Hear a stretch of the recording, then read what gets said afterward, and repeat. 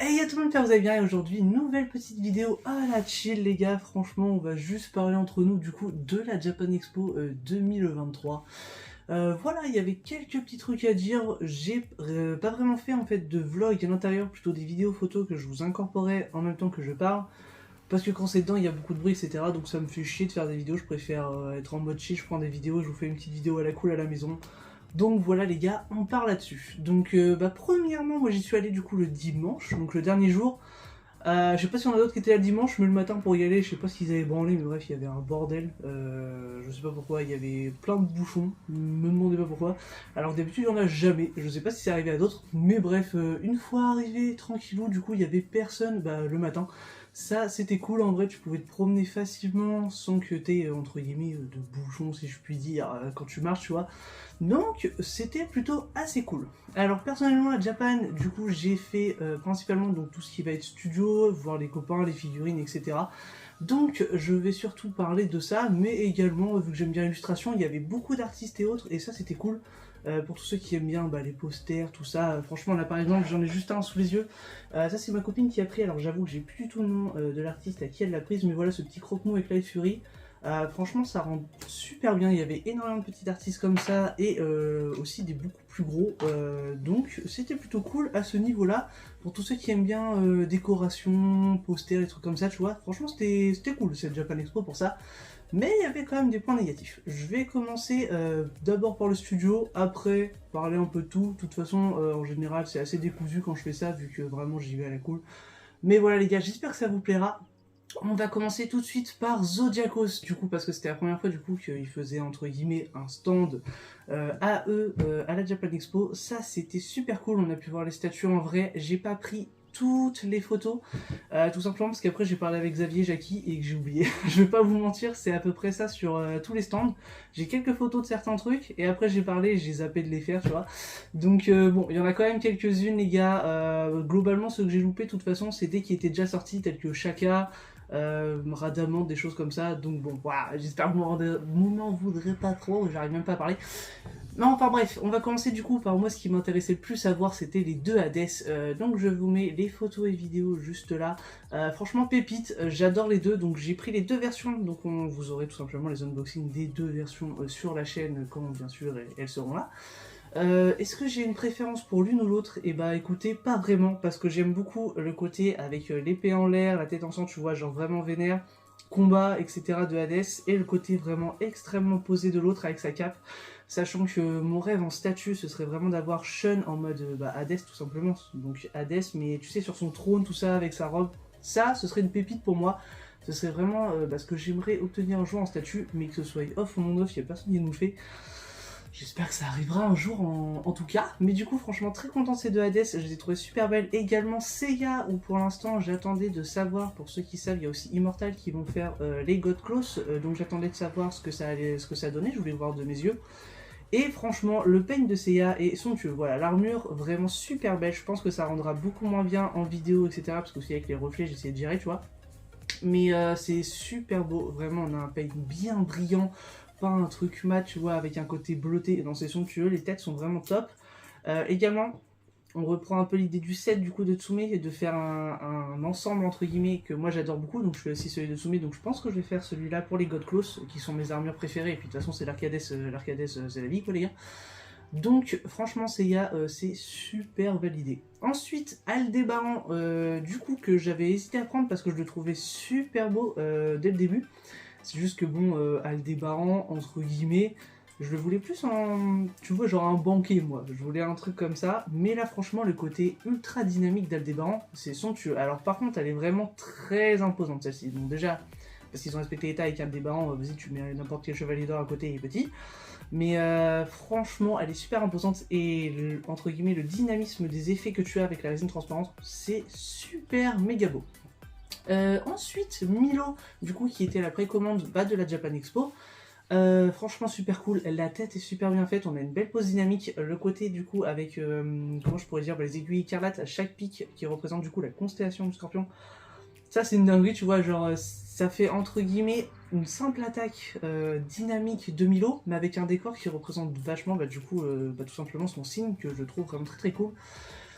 Sur ça, franchement, Milo, très bien réussi. J'ai oublié de prendre Ayoya, les gars, mais elle était bien réussie.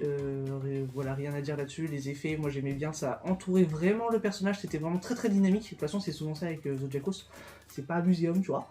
Donc franchement, c'était très cool. Mais malheureusement, j'ai oublié les photos. Et après, c'est pareil sur Doko. Il y avait la version pleine et la version transparente. Je n'ai pris que la version transparente que je vous mets, de toute façon, en même temps que je parle. Qui est par contre une pépite. Vraiment, je pense que c'est celle qui m'a fait le plus fort impact, tu vois, sur le stand. Vraiment, Doko, la résine transparente des dragons, c'est majestueux. C'est vraiment super beau. Personnellement, j'ai également du coup la Shiryu de Tsume qui fait son attaque. Je veux les deux, tu vois, pour les mettre à côté. Ça rend vraiment très bien les 100 dragons. Rien à dire là-dessus, les gars. Franchement, le stand du coup Zodiaco, c'était très cool, très joli, etc. C'était super cool. Également le totem. Bon, lui, de toute façon, il va plus trop tarder, mais j'ai zappé. En gros, globalement, pour ceux qui y sont allés, vous voyez la partie droite, j'y suis allé, après j'ai commencé à parler et j'ai zappé. On va pas faire plus compliqué. Mais j'espère que ça vous a plu du coup sur ce petit point Zodiacos. J'en profite pour qu'il y ait aussi un petit point Cartoon Kingdom. Donc coucou à Yacine, etc. Franchement, c'était super cool. Pourquoi ça me faisait plaisir également de les voir? Parce que Yacine, c'est celui qui m'a vendu du coup ma toute première statue à l'époque, tu vois. Donc c'est un peu grâce à lui que bah, j'en suis là. Et du coup, ça faisait super plaisir. Mais clairement, du coup, j'ai pris quelques tickets gold. Bah, je vous ferai une vidéo dessus parce que j'en avais pas encore acheté, mais je vous ferai une vidéo là-dessus, les gars. Et après, j'ai globalement pris 0 photo. J'ai tout oublié. Alors, la Goldorak est ultra méga imposante et super belle. Voilà, je vous dis avec mes mots. Hein. Après, regardez peut-être des photos sur Insta ou j'en sais rien, tu vois. Mais franchement, elle était super belle. La Cobra, moi, j'ai beaucoup aimé. Le côté, du coup, Cobra assez chill, la moto, franchement, super belle. J'ai beaucoup aimé cette Cobra, ouais, franchement, alors que je suis pas très Cobra, tu vois, genre à la limite je connais déjà plus de Goldorak que Cobra, et j'ai un peu pas trop de connaissances entre guillemets de l'univers, mais vraiment juste la statue en tant que telle est belle, tu vois, donc pour quelqu'un qui s'y connaît pas trop, donc je pense que pour ceux qui aiment, vous allez kiffer quoi. Et la Bark Unders, du coup, bah vraiment très cool, moi j'aime beaucoup, bah je suis très fan de résine transparente, donc forcément l'attaque, bon bah pépite quoi les gars, c'était vraiment super cool. Ensuite les gars, le petit tour chez CFR. Alors CFR, je vais pas pouvoir vous parler de beaucoup vraiment des licences. Je vous ai pris photo, vidéo, mais le stand était super cool. On pouvait voir bah, toutes les pièces avant, après, entre guillemets, prototypage, peint, etc. Ça c'était vraiment très cool. Également leur prochaine... je sais pas si on peut dire prochaine précommande vu qu'ils font à la sortie dès qu'ils ont tout, mais leur nouveauté qu'ils ont annoncé avec bah, du coup le Gremlins et le Piaf. Je connais vraiment aucune licence à ce niveau-là, à part Denver. Par contre Denver qui était vraiment très cool, tu vois, genre j'ai beaucoup aimé. Mais à part ça, je connais pas trop au niveau des licences. Mais le Piaf était vraiment super marrant, tu vois. Je crois que c'était en 1-1, si je dis pas de conneries, là, je redis de tête, tu vois. Et ça rendait vraiment un petit truc sympathique qui cool. Voilà sur ça, après je pourrais pas plus vous en dire, les photos vidéos parlent de même, comme d'habitude, les gars super cool, on a vu du coup bah, du sculpte aussi, parce que du coup Roméo était en train de sculpter, c'est Poséidon, donc voilà il était en train de faire un petit art en fait, et une sculpture du coup que lui avait imaginé sur Poséidon qui semble somptueux, franchement les gars, si un jour ça sort un peu dans ce délire là, ça va être vraiment super beau. Voilà sur ça. Après du coup ce que je peux vous parler également, Taka du coup, j'ai pas vu Greg parce qu'il parlait avec Yacine, mais du coup j'ai pu voir le point de Goldorak. Personnellement, pas mon délire. Franchement, par contre il est très fat, hein. Franchement je pense qu'il fait globalement mon avant-bras, tu vois, peut-être même plus en vrai, surtout en largeur et tout. Mais c'est pas mon délire. Par contre, ce qui est beaucoup plus mon délire, c'est qu'ils avaient mis du coup Happy, et ça, franchement, c'est sûr que je prendrais. Elle est super drôle et super mignonne, Happy. Franchement, avec les ailes déployées, par contre, ça te prend une ampleur. Genre de base, c'est un chat, tu vois, c'est pas énorme. Mais avec les ailes déployées, ça prend une ampleur de ouf. J'ai vraiment adoré cet tapis. Voilà, globalement, c'est surtout ça que j'ai retenu quand j'étais sur le stand Taka. Après, tous les autres prototypes, etc., qui y étaient, notamment Kuroko. Ça franchement j'ai vraiment hâte de recevoir, moi j'ai pris la version blanche, après la de tête il y a un peu tous les autres prototypes, il y avait aussi du Yu-Gi-Oh! Ça je m'y connais pas trop, je pourrais pas trop vous dire si c'est propre ou pas, tout ce que je peux vous dire c'est que moi j'ai trouvé ça sympa, après par rapport fidèle ou pas fidèle, tu vois ça je pourrais pas vous dire, là je vous expose un petit peu tout, mais franchement c'était super cool à ce niveau là. Niveau studio, par exemple, il n'y avait pas Figurama cette année qui était là l'année dernière. Après, il y avait le Tsume Store aussi, donc enfin Tsume Store pareil, tu vois. Ils ont globalement mis les Ikigai qu'on n'avait pas vu, le reste c'est un peu des prototypes, soit qu'on avait vu au Tsume Store, soit entre guillemets qui sont même déjà arrivées pour certaines, tu vois. Donc c'était, bon, ça avait le mérite d'être là, même si on a vu quoi, il y avait du Kuzan qu'on n'avait peut-être pas encore vu, peut-être des Kubakuro et encore, je crois qu'ils sont déjà en train d'arriver, Shoto, Endeavor, toutes les choses comme ça. Bref, je vous mets une vidéo. Tout simplement, par contre, ce qui était cool, mais en même temps bizarre, c'est que tu pouvais acheter du coup les statues qu'ils avaient de disponibles. Mais quand on te vend ta Gajil Wendy, j'espère qu'ils te la livrent, tu vois, parce que si tu commences à marcher avec tes 2 cartons super lourds jusqu'à chez toi, t'es dans la sauce. Non, en vrai, par contre, c'était cool du coup pour ceux qui voulaient tout simplement se faire kiffer et acheter une statue, tu pouvais directement l'acheter sur place. Ça, c'était cool. Ensuite, là, niveau statut, après, j'ai vu quelques petites autres statues, mais c'était sur des stands entre guillemets un peu plus différents, tu vois, des gens qui vendaient des statues, des figurines, des trucs comme ça, il y avait du non-off, du off, un peu tout. Je vous mets globalement quelques petits extraits par-ci par-là, notamment un stand où il y avait du Bleach. Perso, il n'y a pas grand-chose qui m'a fait kiffer, il y en a juste une, on dirait une version de une contrefaçon de la Oniri. Mais c'était pas ça la réussite, quoi, franchement. Elle était pas super folle. Après, est-ce qu'il y a d'autres trucs là de tête qui m'auraient marqué?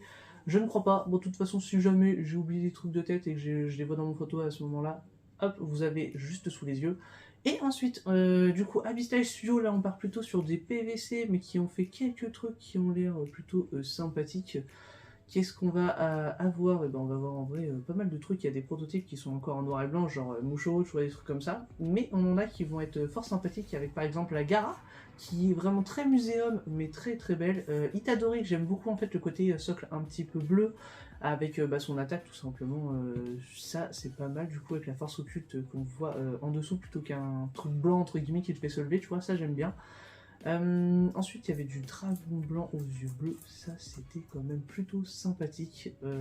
Franchement, il était très très joli, ça rien à dire. Et un petit peu d'autres. Niveau univers, on avait du Lilo et Stitch, bref, on avait un petit peu tout, je vous mets en photo. Mais globalement, il y avait quelques trucs très intéressants, tout simplement à prévoir. Je sais qu'aussi une que du coup, ils vont bientôt recevoir, si je dis pas de conneries, c'est la Ichigo là, qui a l'air vraiment pas si mal.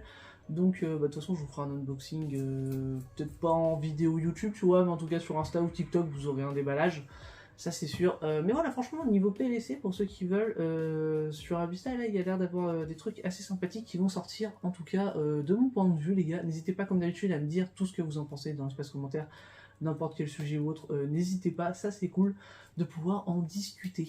Après, globalement, là, j'ai pas grand chose d'autre à dire sur cette Japan Expo, mis à part que c'est celle où globalement j'ai le moins acheté, parce que j'ai acheté 0 manga, parce que je trouve que les goodies, franchement, par rapport à avant, wow, ça en a perdu. Hein. Avant, t'avais énormément de trucs gratuits, ou de goodies quand t'achetais des mangas ou autres, et maintenant, c'est beaucoup plus juste des tote bags ou des petits trucs, tu vois. Il y a certains stands qui le font encore, mais il y en a où il y avait littéralement même rien du tout, tu vois, pas de trucs exclus, il n'y avait pas non plus de stand Funko je crois, ou alors je ne l'ai pas vu, peut-être que je ne l'ai pas vu, ça c'est possible, mais globalement tout ce qui va être en fait petit stand d'animation, tu vois, roulette, trucs un peu plus gratuits, je trouve qu'il y avait beaucoup moins qu'avant, et que du coup ça manquait entre guillemets un peu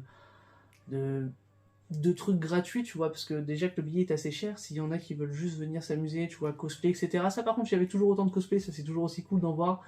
Il n'y a pas de souci sur ça, mais pour ceux qui veulent juste venir s'amuser, être dans l'ambiance, je trouvais qu'il y avait beaucoup moins d'ambiance que l'année dernière, personnellement. Ensuite, par contre, ceux qui vraiment aimaient tout ce qui est illustration, pardon, poster, autres, franchement, il y avait le poteau des War, des trucs comme ça, il y avait plein d'illustrateurs, même d'autres nouveaux, des posters de haut, des cadres, beaucoup également, je sais plus le nom que c'est, mais bref, c'est des cadres un petit peu en plexi, vraiment très très joli, assez fluorescent et tout. Il y avait beaucoup de choses comme ça, mais globalement, tu vois, j'ai été un peu plus déçu personnellement de cette Japan. Je trouvais qu'il n'y avait pas l'ambiance folle, tu vois, perso. En tout cas. En tout cas les gars, j'espère que la vidéo vous aura plu. Elle a sûrement été giga décousue. Fort possible, de toute façon quand je fais de l'impro comme ça, je dis un peu ce qui me passe par la tête et ce à quoi je pense. D'ailleurs il y a aussi un petit truc que j'avais zappé, que je vois en voyant tout simplement mon petit Lucario là-bas. Il y avait aussi Celio du coup qui avait fait une collab sur Pokémon, pour ceux qui aiment bien les vêtements, moi j'adore, tu vois, donc par exemple là j'ai le Lucario sur moi, bon certes vous le voyez pas parce qu'il est dans mon dos, Mais globalement, ils ont tout vendu en une journée. Ils ont aussi fait un Amphinobi spécial. Bon, les gars, la prochaine fois, préparez un peu de stock. Je pense qu'il y a dû avoir quand même pas mal de monde. Je suis curieux de voir les chiffres, je les ai pas en tête. Même si j'ai trouvé que globalement, il y avait moins de monde et d'ambiance de cette Japan Expo, elle restait quand même cool. Mais hâte en tout cas d'y être à l'année prochaine. On verra s'il y a toujours d'autres studios, d'autres statues annoncées. Ça, par contre, en vrai, bon. Moi je suis toujours content parce que c'est surtout pour ça que j'y vais, pour voir des prototypes et tout, ça fait toujours plaisir également voir les potos. Donc c'était super cool à ce niveau-là. Qu'est-ce que je retiens le plus entre guillemets de cette Japan Expo? Ça va être Doko et Happy, pour une simple et bonne raison que Doko je la trouve somptueuse et que j'adore Senseiya. Et Happy parce que j'ai toujours voulu avoir un Happy Tyrell, voilà tout simplement, et que là il est vraiment pépite. En plus, pour ceux qui ont suivi, même si ça n'a rien à voir sur Instagram, du coup, j'ai recueilli un petit chaton qui était abandonné sur la route, dans la forêt, enfin juste à l'entrée d'une forêt, et je l'ai nommé Happy, cette petite chippie qui est littéralement en train de foutre le bordel dans ma chambre, mais c'est pas grave, franchement, du coup, bah voilà, ça fait plaisir, donc c'est pour ça aussi que je retiens sûrement Happy. Mais voilà, bon, je parle vraiment dans n'importe quoi là les gars, donc je vais vous dire à la semaine prochaine pour d'autres vidéos. Tout simplement, je sais pas trop ce que ce sera. Globalement, j'ai des golden tickets à vous présenter. Qu'est-ce que j'ai? J'ai Pikachu, je vous ai pas sorti. Je sais plus trop ce que j'ai d'autre en vidéo, mais bref, allez sur Instagram comme d'habitude pour choisir. Et moi, je vous dis à la semaine prochaine. Et tout simplement.